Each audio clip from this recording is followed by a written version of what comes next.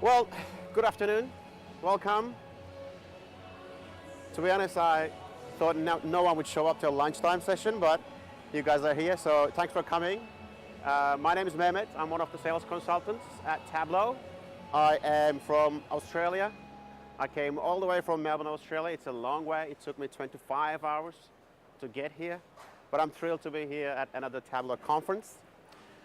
Before I joined Tableau, I used to be a business intelligence specialist. In addition to building dashboards and reports, I did a lot of quantitative analysis, did a lot of predictive and prescriptive analysis, lots of forecasting. Because I could use my stats and maths knowledge. I'm not a specialist. I don't have a PhD in stats. But technology was the real enabler. Applications like Tableau was helping me to do this kind of advanced analysis. And I always thought I was some sort of like a pseudo data scientist. But luckily, Gartner came up with this brand new term a couple of years back, citizen data scientist. They coined this term, citizen data scientist, and you can read Gartner's description up on the screen. Essentially, citizen data scientists are folks doing some advanced data analytics. They undertake descriptive, diagnostic analysis, they perform predictive and prescriptive analysis, but they're not specialists. They don't have PhDs, they don't have advanced degrees in machine learning.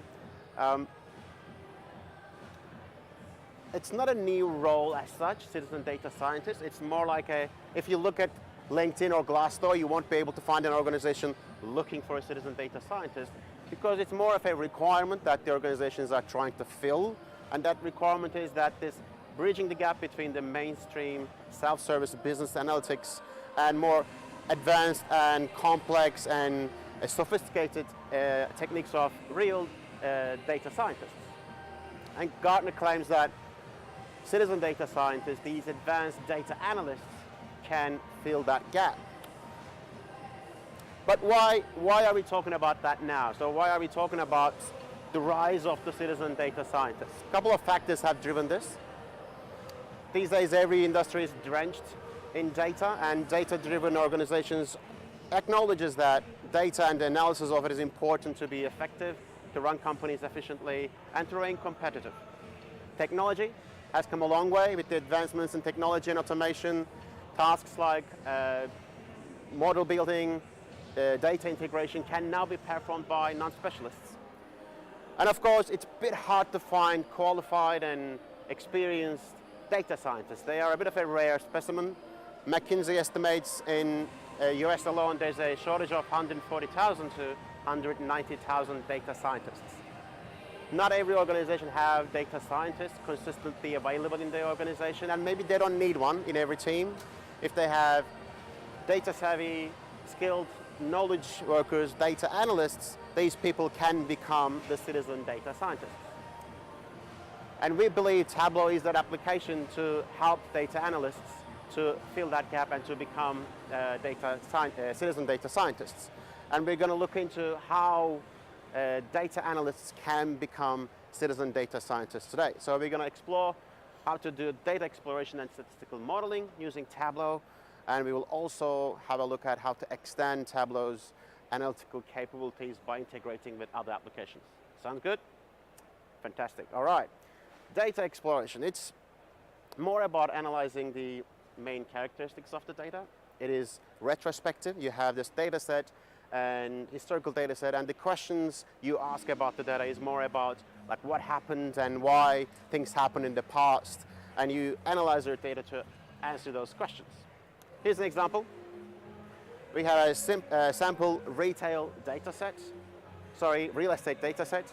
I have two values: the size of the living area and the sales price of each property. You can turn on the summary card in Tableau to have a look at the high-level characteristics of the data. You will have information around the average, median, skewness, quartiles, kurtosis, all of these high-level descriptive statistical information. You might want to visualize your data by using different visualizations. Histograms is a great way to see the shape of your distribution, if it's skewed or normal. Box plot is another popular visualization to have a look at the range of your data to see the quartiles or the outliers. Or scatter plot. If you have multiple numerical values, you might want to see the associations and relationship between those values. And we introduced density mark type in our new release, so you can use that to see the overplotting where the density is in a scatter plot. Real magic in data exploration happens though when you bring these visualizations together. A margin plot like this one would enable us to make comparisons between different variables. It adds the context, and I can see histogram and scatter plot and the box plot in the same visualization, and I can make comparisons and see how one value changes with respect to the another one. You can add actions to your dashboards, and now your dashboard comes alive. You can highlight different bins in a histogram, and you can see the associated points in the scatter plot. You can do the same for the living area histogram to see the data points in the scatter plot. We have some outliers. The box plot tells us that. We can also explore those outliers, see where they are in the scatter plot, and maybe highlight them, have a look at the underlying data set. Or we know there's a overplotting. We saw that in the scatter plot, these yellow areas, we can maybe add visualization and tooltip to zoom in and to have a look at what's happening in those areas. So dashboards are a great way to explore your data set, and if you have actions like that, you can interact with your dashboard and see more about the underlying data set. Tableau comes with a rich list of statistical functions that you can use in your calculated fields for your data exploration. Functions to compute things like standard deviation, quartiles, covariance, correlation, they're all available. We're looking at a correlation matrix here. And the cells in the table are correlation coefficients between variables. Correlation coefficients sometimes referred as Pearson's correlation coefficient in stats. And I used Tableau's correlation function and level of detail computations to calculate the relationship between the variables. And the variables are the subcategories from our sample Superstore datasets. Superstore is a fictional retail store selling some products, and those products are categorized in different categories. And now we can see the relationship between these subcategories. So the question that we're trying to answer here is there an association, is there a relationship between different subcategories? If a customer buys a product from subcategory A, is he or she more or less likely to buy another product from subcategory B? And of course, visualization and tooltip adds that extra context. I can see the scatter plots, so I can add the context, and I can see a bit more about that relationship between different subcategories. So, visualizations, dashboards, dashboard actions, and calculated fields are a great way to explore your data set of your historical data set. But after you analyze the historical data sets, you might want to do some predictive and prescriptive modeling to answer questions like what might happen in the future or what's going to happen next, and what actions we can take and what can we do about it. So that's the statistical modeling part of it. If you have a time series data like this one, and if you would like to predict the future values of that time series, you can use forecasting in Tableau. We're looking at Apple's iPhone sales between 2007 and 2017 here. So if you would like to predict the following year's quarterly sales, we can bring forecast from our analytics pane and drop it onto our visualization. And when we do that, Tableau is going to estimate the following year predictions for us. Tableau is using a technique called exponential smoothing, and in this technique, the observations in the recent past are more indicative of the future values than the observations in the distant past. But you don't need to know that. You just drag and drop the forecast, and Tableau is going to predict the forecast values for you, as well as the confidence bands. Now you might say, hang on a second, Mehmet, hang on a second. We already know Apple's iPhone sales for the year 2017, right? So the question is, how good is the forecast that Tableau is giving us? Well, when we drag and drop the forecast into our visualization, Tableau assesses up to 8 different forecast techniques based on the seasonality and the trends of your data, and brings the forecast that provides the highest quality forecast. In this example, I can tell you all of the actual 2017 sales were between the 95% confidence interval levels. So Tableau does a really good job in forecasting if you have the right data. If you have multiple numerical values in your data sets, and if you would like to qualify the relationship between those values, you might want to use trend line. We are looking at the relationship, the scatter plot that's showing us the relationship between divorce rate and median salary for different occupations in the United States. And if we would like to qualify this relationship between these two values, we can bring the trend line model and drop it onto our scatter plot. And Tableau is going to give us that regression line. So that function, that equation there, is the line of best fit, meaning this is the function, this is the equation that explains this relationship best. How much of the variation in the divorce rate can be explained by median salary? Well, not much, only 24%. That's what R-squared is telling us. So unsurprisingly, people get divorced, people decide to get separated for reasons other than money. Is this a good relationship? Is this a significant relationship? It is, because the probability of this relationship being random is very, very small. So especially in social sciences, if you're analyzing census data, trend line analysis could be really powerful to explain the relationship between different numerical values. All right, clustering. One of my favorites, it's to identify the relationship between, to identify groups with similar elements. So we have campaign data here.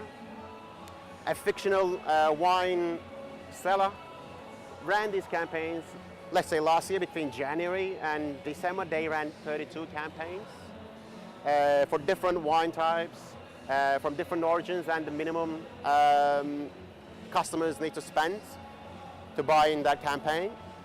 And we have the transactions data, so which customers bought in which campaigns.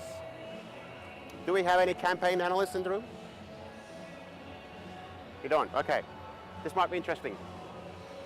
So the next question is, which customers should we target if we have a P&L campaign coming up next year? We have the historical data sets and other characteristics about the customers based on what they purchased, right? So, for clustering to work, I need to identify my attributes. And that's what I did. So I have 32 campaigns, and I computed these 32 attributes for each campaign. Attributes is whether the customer opt-in, both in a particular campaign or not. I used Tableau's calculated function to create that new matrix, the attributes matrix, and I joined that with the transactions and campaigns, right? So now I can use those 32 attributes to group my customers.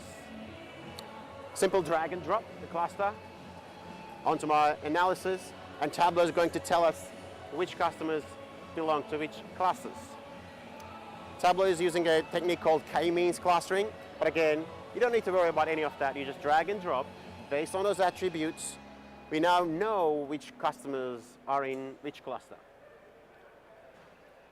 So what does that mean? What are we going to do with this new grouping?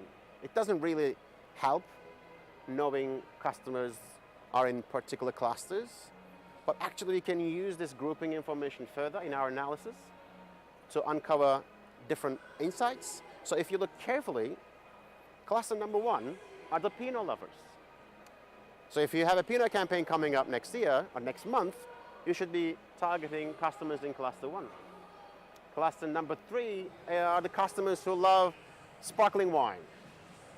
Champagne, Prosecco, Espumante. If you have campaigns coming up for these type of wines, cluster number three are your customers. Cluster four are the small buyers. They don't want to spend big. They like wine, but they don't want to spend a lot of money. So if you have small size campaigns, these are the customers that you should be reaching out to. So clustering is a really powerful modeling technique that can easily uncover different relationships that's hidden in the data. But I know what you're thinking. How about if you would like to do more complex and advanced, sophisticated analytical modeling or analysis using your data? What if the k-means clustering is not the right clustering for your data sets, or maybe you want to use a technique other than exponential smoothing? So the question is, how can we extend Tableau's analytical capabilities to bring those advanced analytical techniques into Tableau? Well, there are a few different ways you can do that. A couple of years back, we introduced extended services integration. So now you can integrate R, Python, MATLAB with Tableau, and our customers love this. They built their models, they built their advanced analytical logic in those applications, and bring the results back to Tableau to make it part of their dashboards. Or maybe you can run the analytical code in the database, execute that logic in the database, and bring the results back to Tableau and manipulate the results in your dashboard. Some of the databases are capable of running those advanced analytical tasks like SQL Server, BigQuery, Oracle. If you have a specialized statistical application like SPSS or Informatica or SAS, you might run the analytical tasks in those applications and export results into Tableau to make them part of your Tableau dashboard. Last but not least, extensions for Tableau dashboards is another great way to bring different third-party extensions into Tableau, run those advanced analytical tasks in those extensions, and make them part of your Tableau dashboard. I have a few examples for each. So let's start with the external services integration. This is an example of our integration. We have a resource allocation cost matrix here. We have resources going across, and some cities, some projects maybe that we need to allocate those resources to. Those are the cities in Australia, and you have a limited number of resources. You need to allocate those resources to these cities. So the question is, how can we make that optimum decision so that we allocate the resources to each of these projects or send to these cities and keep the cost minimum? It's quite a complex problem if you would like to solve this manually, a lot of different combinations. But if you put this really simple script in Tableau using the script function, if you put that R code into Tableau and build that integration, Tableau can send that script to R. R will run the code and send the optimum solution back to Tableau. So you can use this result in your dashboard. So this is the optimum allocation matrix, for instance. And because this is Tableau, you can use that information that you receive from R in Tableau in different ways. Here's a heat map showing us what will be the most costly allocation as well as the least costly allocation of these resources to these projects. Here's an example from the Python integration. The dataset in this example is from FactSet. FactSet is one of our global customers. They provide financial data, they do company research and portfolio analytics. The dataset is Tesla's Q3 2016 earnings call transcript. Do we have anyone from Tesla? Okay. So the dataset is a transcript, essentially, the statements. So what we're going to do is we're going to take that dataset and we will do a sentiment analysis using Python's natural language processing algorithm. Similar to what we did in our integration, we will put that script into Tableau, the Python script, send that to Python. Python is going to execute that sentiment analysis logic. Python is going to put a sentiment score for each of these sentiments in the transcript and send the results back to Tableau. And now we can use this result to map that transcript in a real Tableau way. So all of those data points are statements, are sentiments from the earnings call. The sentiment score varies between -1 and +1. Minus scores are obviously the negative statements. Plus ones are the positive statements. So we can easily see what the tone of the call was, how the sentiment has changed between the management discussion section and the Q&A section. During the management discussion, the sentiment is positive. But during the Q&A, we can see that the sentiment drops a bit. There's a bit of a negative undertone, especially when there's a question around Tesla's then recent fatalities of the autopilot program. So an analysis like this, integrating Tableau with Python, can be quite useful for financial investors. An analyst would be able to understand the average tone, if there are notable headwinds, if other analysts are bearish, bullish, or neutral. How about in database analytics? Well, as the name suggests, the analytics happens in the database. It is another model of analysis where the data processing is performed within the database. And there are certain advantages of that. You don't need to move the data around. It's scalable.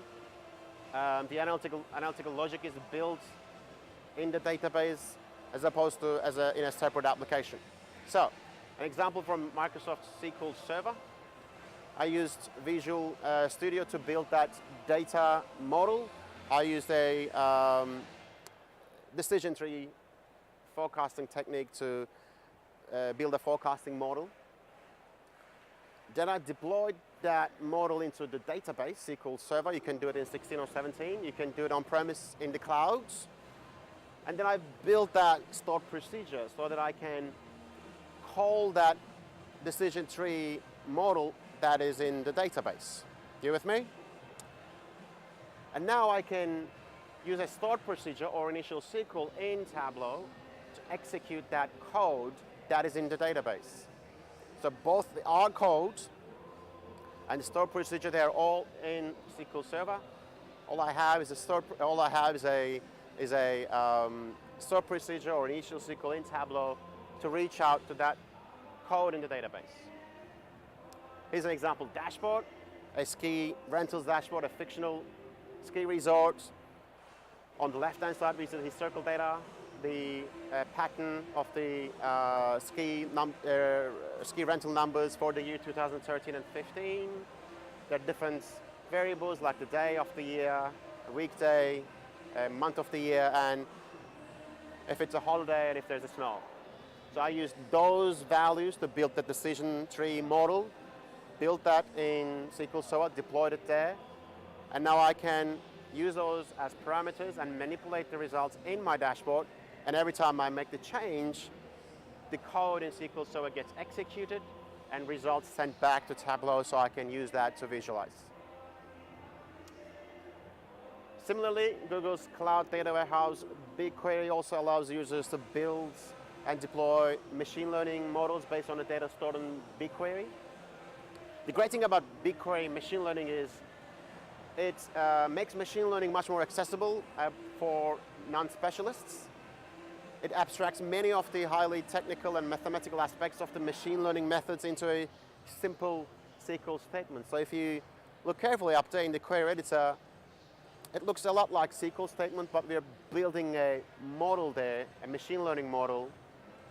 So with a little bit of understanding of SQL and basic machine learning principles, you can actually create and use your own machine learning models in BigQuery. And then you can call those models using Tableau's native BigQuery connector and a custom query. So you can build dashboards like this, similar to what we just saw in SQL Server. The dashboard parameters, you can use them to manipulate, to change your prediction model. The model gets executed in the database. In this example, it's BigQuery, and the results sent back to Tableau dashboard to visualize. Last but not least, extensions for Tableau dashboards. You can use some of those extensions for your advanced analytics projects. Dashboard extensions, we introduced that in our previous release. There are already a lot of extensions.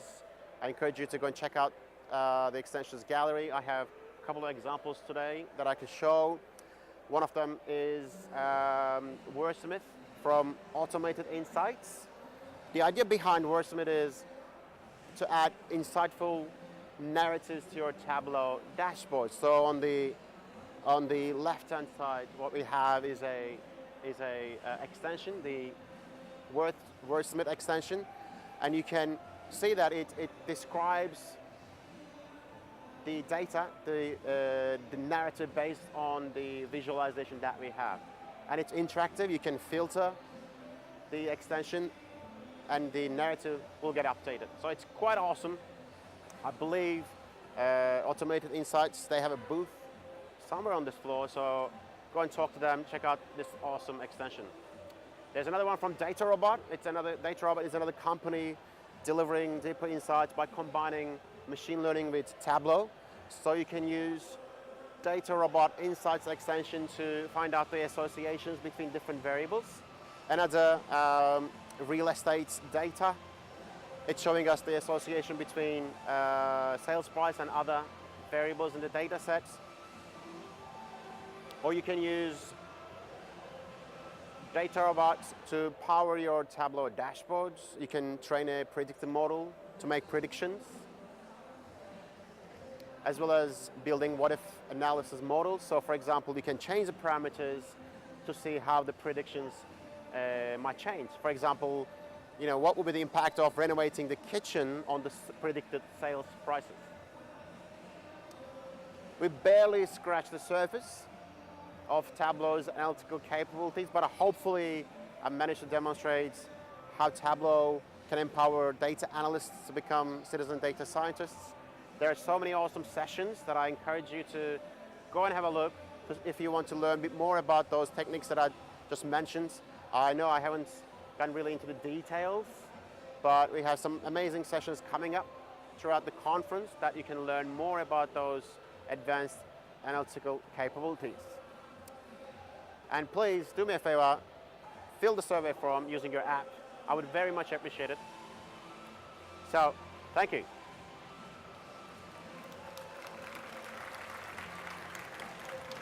Before I forget, we will share the decks with you. The resources are listed there. So all of the examples and everything will be part of that. You will get the PowerPoint slides, don't worry about it. Don't worry taking photos. Thank you.